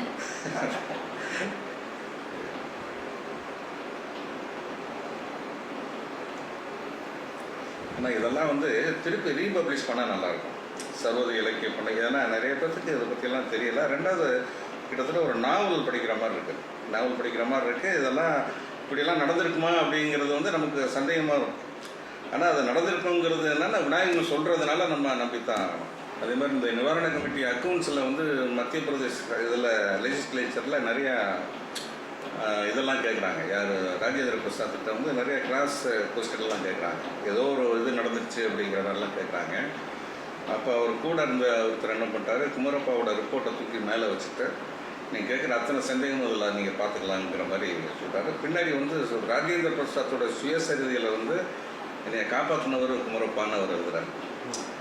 அவர் இப்போ பிரசிடென்ட் ஆனதுக்கு பின்னாடி ஒரு தடவை டீ கல்லுக்குட்டிக்கே நேராக வந்து அவரை பார்த்துட்டுலாம் வந்திருக்காரு. எந்த நிறுவனமும் அவர் பேரில் கிடையாது. அவருக்கு மினிஸ்டர் போஸ்ட்லாம் கூட ஆஃபர் பண்ணியிருக்கிறாங்க. இதில் படிக்கிறப்ப தெரியுது. அதெல்லாம் வேணான்ட்டார். முழுக்க நீங்கள் முன்னாடி டிஸ்கஸ் சொன்ன மாதிரி அரசியல் சார்ந்தோ பதவி சுகம் முன்னாடியோ எதுவுமே அவர் இது பண்ணாமல் ரொம்ப நியூட்ரலாக out and out dedicated for upliftment of villages. பார்லிமெண்ட்டுக்கு மாட்டு வண்டியிலே போயிருக்கிறார். பார்லிமெண்ட் மீட்டிங்க்கு நடத்துகிறப்ப to stress the village crafts இதை பற்றியெல்லாம் சொல்கிறப்ப வந்து he attended the meeting by travelling by இப்போ சென்னையில் அந்த உதயோதய ஸ்கூல் கூட அவருடைய சிஸ்டர், இப்போ அவங்க ஃபேமிலியெல்லாம் இருக்கிறாங்களா? Bharathan Kumarappa brother collected works இல்லையா? ஆமாம், அவர் ஆரம்பத்தில் அவர் தான் ஐடென்ட் பண்ணுறேன். அதுக்கப்புறம் தான் சுவாமிநாதன். ஆமாம், ப்ரொஃபஸர் கே சுவாமிநாதன். ஜோசப் கார்னிலியஸ்னு ஒருத்தர் நம்ம ஏற்கனவே இவர் ஒருத்தர் சொல்கிறார். அவர் வந்து உத்தரப்பிரதேசம் சொல்கிறாங்க இல்லைங்களா? ஆமாங்க. அதில் கழக மருத்துவராக இருந்தார். ஓஹோ. அவர் வந்து நான் 72 சென்னை பல்கலை இதுக்கு வருவாங்க வருங்காட்சி. சரி, அப்படிங்களா? அந்த தொல்பொருள் ஆய்வுத்துறை கூட்டத்துக்கு வந்து பேசுவார். ஓஹோ. திராவிடர்களுக்கு எகிப்தியர்களுக்குள்ள தொடர்பெல்லாம் பற்றி கட்டுரை எழுதுவோம். கூட அந்த கட்டுரைலாம் இருக்காது. ஓஹோ. இங்கே தான் இருந்தாருன்னு நீங்கள் சொல்கிற ஒரு ஜெகதீசன் மோகன்தாஸ் குமரப்பா, அவர் தான் ஜெயம் குமரப்பான்னு சொல்லிட்டு அவர் தான் நிறைய ஆங்கிலத்தில் அந்த தமிழர்களுக்கும் எகிப்தியர்களுக்கும் நீங்கள் சொல்கிற ஒரு கரெக்டு. ஜேம்ஸ் தம்பிதுரை கர்னேலியஸ்ன்னு போட்டிருக்கேன். பிறப்பு 1888, அமெரிக்கா, இங்கிலாந்து ஆகிய வெளிநாடுகளில் வைத்திய சாஸ்திரம் படித்து உயர்ந்த பட்டங்களை பெற்றுள்ளார். ஐக்கிய மாகாண அரசாங்கத்தின் ஒரு முக்கிய சுகாதார அதிகாரியாக நீங்கள் சொல்கிறவர் தான் இருந்து வந்தார். பென்ஷன் பெற்ற பின்னர் வேலூரில் உள்ள வைத்திய கல்லூரியில் ஆசிரியராகவும் சென்னை சமூக தொண்டர் பள்ளியில் கௌரவ ஆசிரியராகவும் பணியாற்றியிருக்கிறார். தற்சமயம் ஓய்வெடுத்துக்கொண்டு சென்னையில் வாழ்ந்து வருகிறார். இப்போ இருக்காரான்னு தெரியல. அப்போ நீங்கள் சொல்கிறவர் தான்.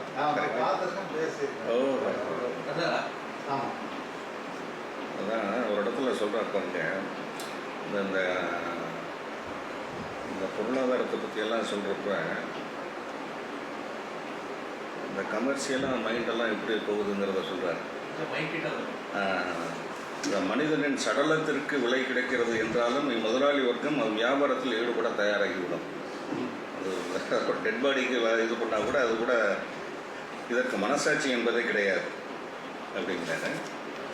அதே மாதிரி இந்த பட்டேல் வந்து ஒரு இடத்துல சொல்ல, வல்லபாய் பட்டேல் வந்து ஒரு காந்தி வந்து இந்த ஃபுட்டு எக்ஸ்பெரிமெண்ட்டெல்லாம் நிறையா பண்ணுறாரு. பண்ணுறப்ப இந்த வேப்பிள்ளையில் துவையெல்லாம் செஞ்சு சாப்பிட்றதுங்கிறது அவருடைய வழக்கமாக இருந்திருக்கு. அந்த நேரத்தில் பட்டேலும் குமரப்பாவும் அவரோட சேர்ந்து சாப்பிட்றாங்க. சாப்பிட்றப்ப வேப்பிள்ளை துவையெல்லாம் வைக்கிறாங்க. குமரப்பா ரொம்ப கஷ்டப்பட்டு அதை சாப்பிட்றாரு. சாப்பிட்டு முடித்த உடனே இன்னொரு இதை கொண்டு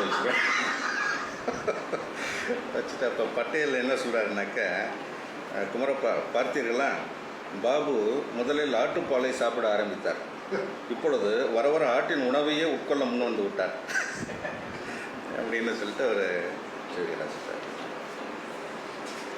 அதே மாதிரி காந்தி வந்து இவருக்கு ஒரு பட்டமே தர்றார். என்னன்னா DDDVI அப்படின்னு சொல்லிட்டு டாக்டர் ஆஃப் டிவினிட்டி அப்படின்னு ஒன்று, அப்புறம் அந்த டாக்டர் ஆஃப் வில்லேஜ் இண்டஸ்ட்ரீஸ்னு ஒன்று. சில லெட்டர்ஸில் அந்த மாதிரி தான் டெஸ்டினேட் பண்ணி காந்தியை எழுதியிருக்கிறார். அதோட ஃபோட்டோஸ்லாம் புக்கில் இருக்குது. அவருடைய ரிலீஜியஸ் லைஃப்னு எடுத்துக்கிட்டாக்க அந்த இதை சொல்கிறார். இந்த அவர் இந்த ஒரு கிறிஸ்துவ பாதிரியாருக்கு வந்து அவங்க என்ன சொல்கிறாங்கன்னா, ஒரு கிறிஸ்துவ வெஸ்காட்னு சொல்லிட்டு ஒரு கிறிஸ்துவ பாதிரியார், அவர் என்ன சொல்கிறாருனாக்க, நீங்கள் குமரப்பாவுக்கு வந்து அவர் என்னென்னா இந்த பிரிட்டிஷ் கவர்மெண்ட்டை சப்போர்ட் பண்ணியெல்லாம் நிறையா பிரசங்கம்லாம் சர்ச்சில் எல்லாம் பண்ணுறாரு. அதை வந்து ஒரு எதிர்த்து ஒரு சொல்கிறாரு, நீங்கள் சொல்கிறது பைபிளில் அந்த மாதிரிலாம் கிடையாது அப்படிங்கிற மாதிரிலாம் சொல்லி ஆணித்தரமாக அவருக்கு ஒரு பெரிய அந்த லெட்டர் அப்படியே அதில் பப்ளிஷ் ஆகிருக்கு. இந்நாட்டு கிறிஸ்தவர்களின் ஒப்பற்ற தலைமை குருவாக கல்கத்தாவிலிருந்து வந்த டாக்டர் வெஸ்காட் என்பவருக்கு ஒரு கடிதம் எழுதும்படி நேர்ந்தது. அந்த கடிதத்தில் அவர் சொல்கிறார், இப்போ இதெல்லாம் போன டைம் வேணும். அன்புள்ள சகோதரர் வெஸ்காட், 24ஆம் தேதியிட்ட தங்களின் கடிதம் நேற்று கிடைத்தது. வந்தனம். ஒத்துழையாமை இயக்கம் பற்றி எனக்கு அறிவுரைகள் கூறியிருப்பது கண்டு நான் பெரிதும் ஆச்சரியம் அடைகிறேன். நான் தங்களுக்கு எழுதிய கடிதத்தில் ஒத்துழையாமை என்ற பதத்தை கூட நான் உபயோகிக்கவில்லை. காந்தியடிகளின் இயக்கத்தை தாங்கள் ஆதரிக்க வேண்டும் என்று நான் எதிர்பார்க்கவும் இல்லை. ஆனால் அரசாங்கம் அகிம்சை முறையையே கடைபிடிக்க வேண்டும் என்று தாங்கள் வற்புறுத்தியவர்கள் என எண்ணினேன்.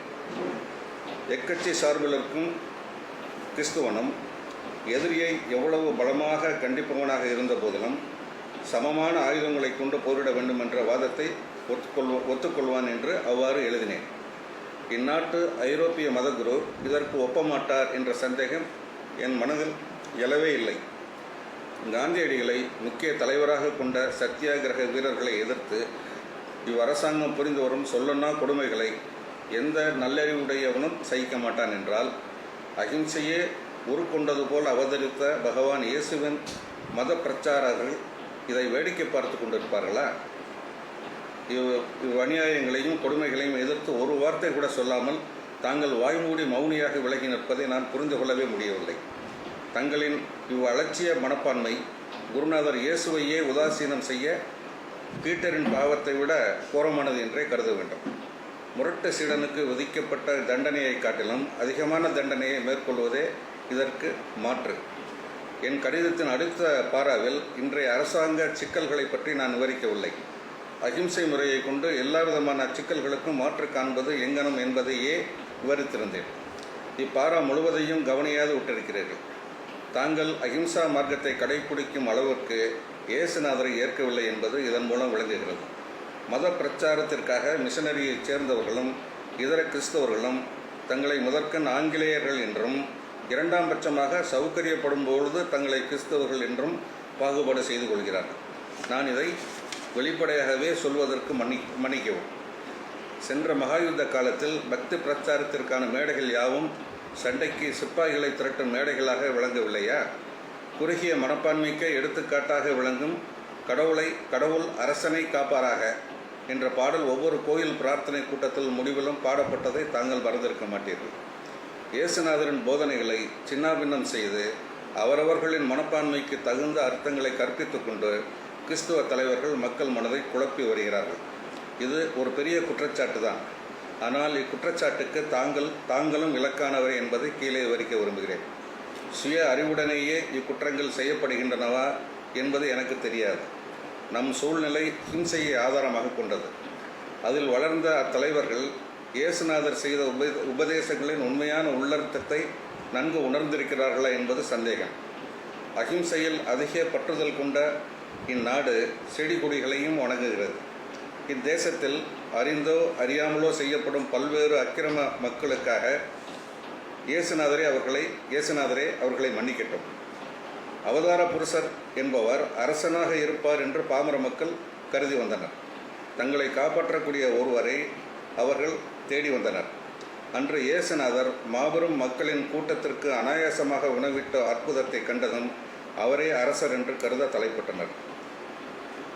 இயேசுநாதரை மக்கள் சரியாக புரிந்து கொள்ளவில்லை. அவருடைய ராஜ்யம் இவ்வுலகம் அல்ல. ஆகவே இவ்வுலகில் இக்கூட்டத்தின் அரசனாக இருக்க விரும்பாத அவர் மலையினுள் சென்று மறைந்தார். இக்கதையில் தாங்கள் கற்பித்துள்ள விஷயங்கள் இடம்பெறவே இல்லை. சைத்தானின் பாசவலை என்று அக்கூட்டத்திற்கு அரசனாவதற்கு மறுத்தார் என்ற கதையை எடுத்துக்காட்டியிருக்கிறீர்கள். இவ்விஷயமாக ஜான் அத்தியாயம் 6:14 முதல் 15 வரை உள்ள பாராக்களை கவனிக்க வேண்டுகிறேன். 5000 நபர்களை கொண்ட கூட்டத்திற்கு உணவளித்த அற்புத செயலை கண்ட கூட்டத்தினர் மெய் சிலிர்த்து, கடவுளின் அவதார புருஷர் ஒருவர் உலகில் தோன்றுவார் என்ற சொல் மெய்யாயிற்றே என வியந்தனர்.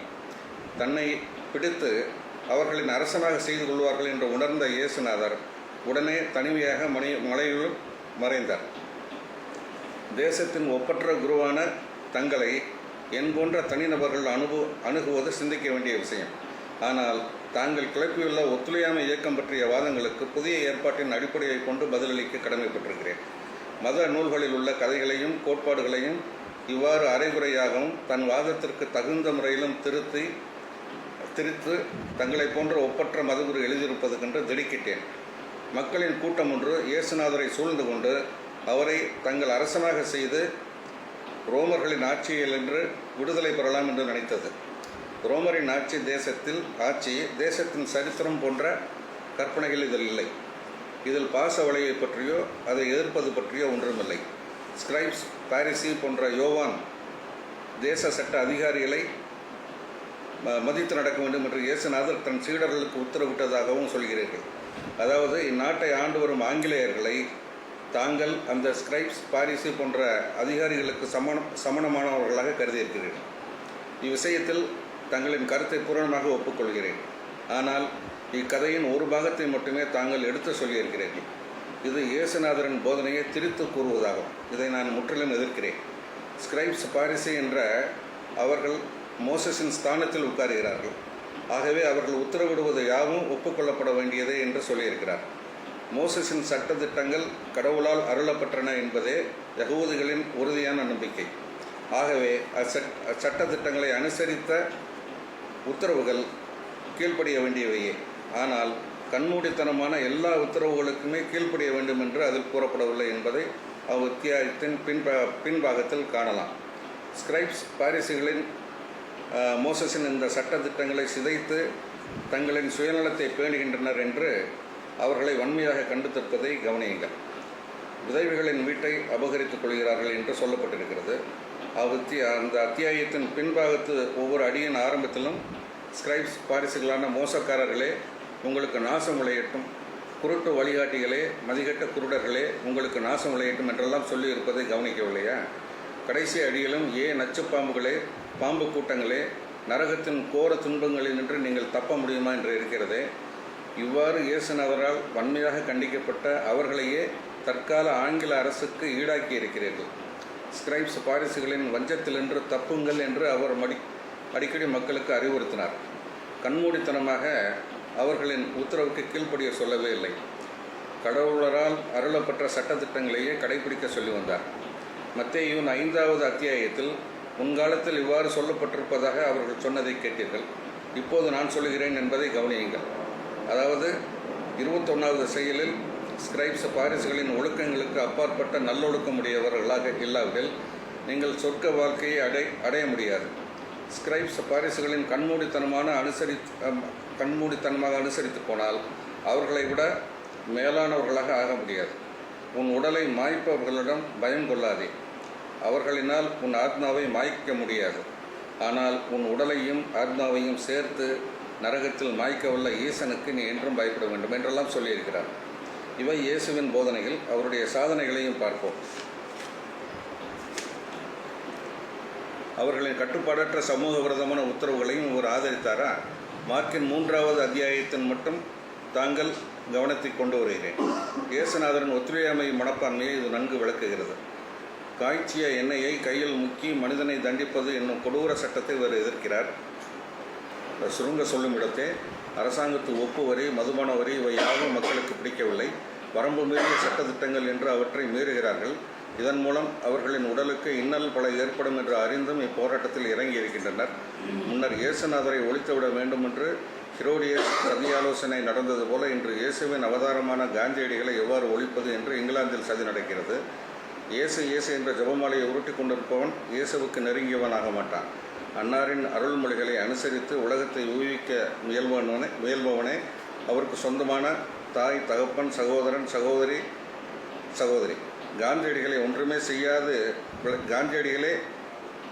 செய்யாது விலக்கி இருக்கும்போது அவரை ஒழிக்க முயல்வதாக அரசாங்கத்தை எவ்வாறு குற்றம் சாட்டலாம் என்பீர்கள்? அதற்கும் பதிலளித்து விடுகிறேன். இயக்கம் ஆரம்பமான பின்னர் இதுவரை நான் காந்தியடிகளை சந்தித்தது கூட இல்லை. அவரை அடுத்து துன்புறுத்துதலை காட்டிலும் அவருடைய சக ஊழியர்களை இம்சிப்பதன் மூலம் அவர் பல மடங்கு அதிகமாக வேதனையடைந்து உடல் நலிந்திருப்பார் என்பது திண்ணம். அப்படியே தமிழில் டிரான்ஸ்லேட் பண்ணி அது ஒரு 7-8 பக்கம் போகுது. அதை நம்ம படித்தோம்னா ஃபுல்லாக அதில் அந்த ஜீசஸுக்கு உடையதை ஜீசஸுக்கு கொடுக்கணும், கடவுளுக்கு உடையதை கடவுளுக்கு கொடுக்கணும்னு சொல்கிறப்ப அதெல்லாம் எக்ஸ்பிளைன் பண்ணுறாரு. இப்போ கடவுளுக்குன்னு கொடுத்தாச்சுன்னா மிஞ்சி இருக்கிறது ஒன்றுமே கிடையாது. அதனால் இது ஒரு ஸ்ட்ராட்டஜி தான் ஜீசஸ் யூஸ் பண்ணியிருக்கிறார். அதை போய் நீங்கள் சப்போர்ட் பண்ணியெல்லாம் பேசியிருக்கிறீங்கிற மாதிரி சொல்கிறேன். காந்தி படம் கூட கிடையாது. அது மேலே என்ன எழுதியிருப்பாருங்க, மை மாஸ்டர்ஸ் மாஸ்டர் அப்படி, என்னுடைய குரு காந்தியை வழி நடத்தி சென்றவன் விவசாயி தான் அப்படின்னு மை மாஸ்டர்ஸ் மாஸ்டர் அப்படின்னு சொல்லுவாங்க. அப்புறம் அந்த 30ஆம் தேதி அன்னைக்கு அப்படியே கதறி அழுதுதா முனியாண்டி என்ன சொல்லியிருக்காங்க, உங்களை நான் புதைக்கல, எல்லாத்தையும் சேர்த்து புதைக்கிறோம் இதோட அப்படின்னு சொல்லிட்டு அவர் கற்பனை பண்ணதெல்லாம் இவங்கெல்லாம் ஒத்துரும் நேருவாகட்டும் எல்லாராகட்டும் மாறி போயிட்டாங்க சுத்தமாக காந்தியிலேருந்து. அது இல்லாமல் நேருவை கூட சொல்ல முடியாது. அவர் 30லேயே சொல்லிட்டாரு, எனக்கும் உங்களுக்கும் சரிப்பட்டு வராது, நான் சோசியலிசமான ரஷ்யா என்ன முறையில் போகுதோ அதுபடி தான் பண்ண போறேன்னு அவர் அப்பவே சொல்லிட்டார். அதனால் அவரை குறை சொல்லி பிரயோஜனம் இல்லை. பட் இவர் ரொம்ப பிரியப்பட்டார், இப்படிதான் கிராமம் தான் வளரணும்னு. ஆனால் அதை பற்றி அவங்கெல்லாம் கொஞ்சம் கூட கவனம் எடுத்ததாகவே தெரியல. என்ன பண்ணுறது, அது நம்மளுடைய துரதிருஷ்டம் தான் சொல்லணும். குமரப்பா மாதிரி ஆட்கள்லாம் ரொம்ப அபூர்வம். ஒரே ஒரு நிகழ்ச்சி நான் ஒரு புத்தகத்தில் படித்தேன். காந்தி என்ன சொல்லிக்கிறாருன்னா, காந்தி பொதுவாக அப்படிலாம் சொல்கிறது இல்லை. மகாதேவ தேசாயிட்ட சொல்கிறாரு, நான் தோளில் தட்டிக்கிட்ட பிரமாதம் பேஷ் ரொம்ப பிரமாதமாக பண்ணியிருக்கேன்னு நான் பெருமைப்படணும்னு நினச்சா ஒரே ஒரு நிகழ்ச்சி தான் நான் நினைக்கிறேன். இப்போ கூட எனக்கு ஞாபகத்துக்கு வருது அப்படின்னு. என்ன அப்படின்னு நீங்கள் எல்லாரும் சொன்னீங்க, குமரப்பா ஒன்றுக்கு லாய்க்கு இல்லை, அவருக்கு கோடு சட்டை போட்டுருக்காரு, அவரை போய் செலக்ட் பண்ணியிருக்கீங்களே அப்படின்னு சொன்னாங்க. நான் தான் எனக்கு தான் தோணுச்சு, இதுதான் ரைட்டான ஆடு. அதனால தான் இன்றைக்கும் நான் என்னை தோளில் தட்டிக்கணும்னு நினச்சா குமரப்பாவை செலக்ட் பண்ணது தான் அப்படின்னு சொல்லிட்டு அந்த இடத்துல போடும்போது இவன் இந்த திருக்குறள் இருந்தது, இவனை அதை போட்டு முடிக்கிறாங்க. அதனால காதி அண்ட் வில்லேஜ் இண்டஸ்ட்ரீஸ்க்கு பர்ஃபெக்டான ஆள் யாரு? குமரப்பா தான். ஏன்னா அந்த மனசு அப்படியே இருக்கணும், வில்லேஜில் இருக்கிறவனை பற்றி நினைச்சிட்டு இருக்கணும்ல. அது மாதிரி தான் காந்தியுடைய சிறப்பு. அதுதான் அந்தந்த பொருளுக்கு அந்தந்த ஆளுக்கு அந்தந்த வேலைக்கு கரெக்டான ஆளுக்கு அப்படி போட்டு. அகிம்சைன்னு சொன்னா யாரை போடுவான்னு நினைக்கிறீங்க?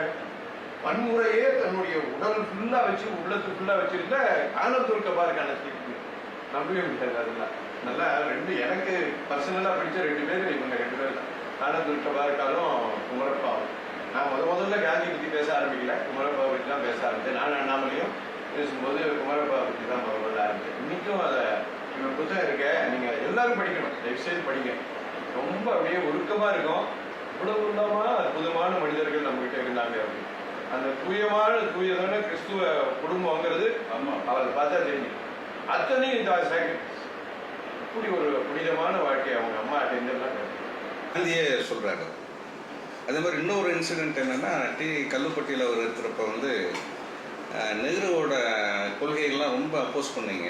இன்றைக்கி எங்கே பார்த்தாலும் பிளானிங் கமிஷன்லாம் போட்டு நிறைய இண்டஸ்ட்ரீஸ்லாம் டெவலப் ஆகி எம்ப்ளாய்மெண்ட்டெல்லாம் கூடியிருக்கு. இதெல்லாம் நீங்கள் வளர்ச்சின்னு கருதலையா? இப்போ இன்னமும் நீங்கள் வந்து இந்த கிராம வளர்ச்சிங்கிறத நீங்கள் மையமாக வச்சு சொல்கிறீங்களான்னு ஒருத்தர் கேட்பார். ஒரு 4-5 வருஷம் கழித்து இப்போயாவது நீங்கள் நம்புறீங்களான்னு. அப்போ என்ன சொல்லுவார், நீங்கள் வளர்ச்சிங்கிறதுக்கு கொண்டிருக்கிற யார்ட் ஸ்டிக்கே டிஃப்ரெண்ட்டாக இருக்குது. என்னோடய யார்ட் ஸ்டிக் வேறு. என்னென்னா, நான் இந்த கல்லுப்பட்டிக்கு வந்து 5 வருஷம் ஆகிப்போச்சு. என் கண்ணு முன்னாடி இந்த விவசாயி வந்து உழுதுகிட்டு இருக்கிறான். 5 வருஷத்துக்கு முன்னாடி அவனுடைய எமாஷியேட்டட் ஃபேஸ்லாம் எப்படி இருக்கோ இன்றைக்கும் அதே மாதிரி தான் இருக்கிறான். ஸோ அதுதான் அந்த எமாஷியேட்டட் ஃபேஸஸ்லாம் மாறி ஒரு செழுமையாக என்றைக்கு வர்றானோ அதுதான் உண்மையான வளர்ச்சிங்கிறது தான் என்னோட யார்ட் ஸ்டிக்கு. நீங்கள் இங்கேயும் அங்கேயும் ஒரு ஸ்கேட்டரோட காமிக்கிற இண்டஸ்ட்ரியல் டெவலப்மெண்ட்டுங்கிறது வந்து it is not a real ஒரு டெவலப்மெண்ட் இண்டெக்ஸ் கிடையாதுன்னு சொல்கிறாங்க. அவருடைய எண்ணங்கள் எல்லாமே வந்து அந்த இப்போ காந்தி சொன்ன மாதிரி he wanted to identify himself with the very last man in the society. அதை காந்தி ஒரு குமரப்பா அப்படியே ஃபாலோ பண்ணார். அதாவது ரொம்ப லக்ஸூரியஸ் லைஃப்பை விட்டுட்டு வாலண்டரியாக ஹி எம்பரேஸ்டு பாவர்ட்டிங்கிறது அவர்கிட்ட இருக்கிற ஒரு பெரிய ஸ்பெஷாலிட்டி. இன்னும் அவரை பற்றி நமக்கு தெரிஞ்சுக்க வேண்டிய விஷயங்கள் நிறையா இருக்குது. குமரப்பா ரீடர்னு ஏதோ ஒரு புக்கு ஒன்று போட்டுக்கிறாங்க. அதெல்லாம் நம்ம படித்தோம்னா இன்னும் அவரை பற்றி நிறையா படிக்கணும். இல்லை, அவர் குஜராத் வித்யாபீடில் ஒரு பொருளாதார பேராசிரியராகவே இருந்தார். அதுக்கு பின்னாடி அவங்கள வச்சுக்கிட்டு சில ஸ்டடீஸ்லாம் பண்ணுறாரு. கலெக்டர் கண்ட்ரோல்லையே ப்ரொஃபஸராகவும் வேலை பார்க்குறாரு. அவரோட கிருஷ்ணமால் ஜெகநாதன் மேரேஜ் எல்லாம் அவர் ப்ரெசன்ஸில் தான் நடந்ததுன்னு நான் படித்தேன். ஜேசி குமரப்பா அந்த கைதான் அவங்களுடைய ப்ரெசன்ஸில் தான் அது மேரேஜே நம்ம காந்தி கிராமில் நடந்தது.